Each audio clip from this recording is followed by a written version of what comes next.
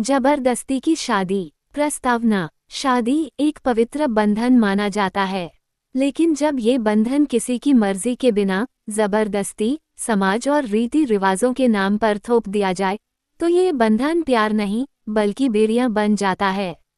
ये कहानी राधा नाम की एक लड़की की है, जिसे जबरदस्ती शादी में धकेला गया, लेकिन उसने अपने हौसले और आत्मबल से अपनी जिंदगी को दोबारा संवार दिया।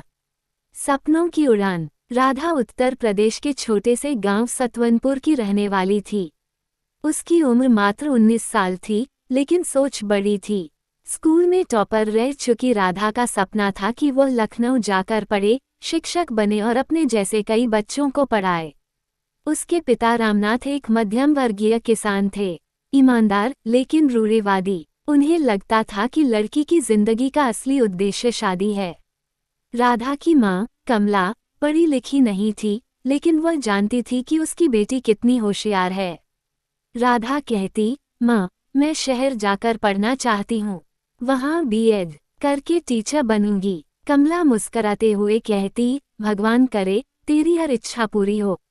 लेकिन रामनाथ को राधा के शहर जाने का ख्याल भी नागवार गुजरता। लड़की को ज्यादा पढ़ा दो तो सिर चढ़ जाती है, वो गुस्से में कहते। अब उम्र हो गई है, रिश्ता देखना चाहिए। समाज का दबाव। राधा की मर्जी जाने बिना ही रामनाथ ने गांव के ठाकुर हरिराम से संपर्क किया। हरिराम का बेटा नीरज शहर में नौकरी करता था, सैलरी अच्छी थी, लेकिन स्वभाव क्रूर और घमंडी था। नीरज को राधा की सुंदरता भा गई। उसने पिता से कहा, शादी करवा दो, लड़की मुझे पसंद है। हरिराम ने रामनाथ से कहा, समधी जी, हमारी इज्जत का रिश्ता है, हाँ कहिए और बात पक्की समझिए। रामनाथ फूला न समाया, उसने बिना राधा से पूछे रिश्ता पक्का कर दिया। जब राधा को ये पता चला तो उसके पांव तले जमीन खिसक गई। पापा, मैं यह शादी नहीं करना चाहती। नीरज अच्छा इंसान नहीं है, मेरी जिंदगी बर्बाद हो जाएगी। रामनाथ गुस्से से बोले, चुप रह, लड़की होकर ज्यादा जबान चलाने लगी है। हमने जो तय किया वही होगा। कमला ने बीच बचाव किया, पर कोई फायदा नहीं हुआ। एक बेबस रात। शादी धूमधाम से हुई, लेकिन राधा के चेहरे पर खुशी की जगह खालीपन था। उसकी आंखें आंसुओं से भरी थीं, लेकिन समाज के सामने वो मुस्करा रही थी। शादी की पहली रात नीरज ने शराब पी रखी थी।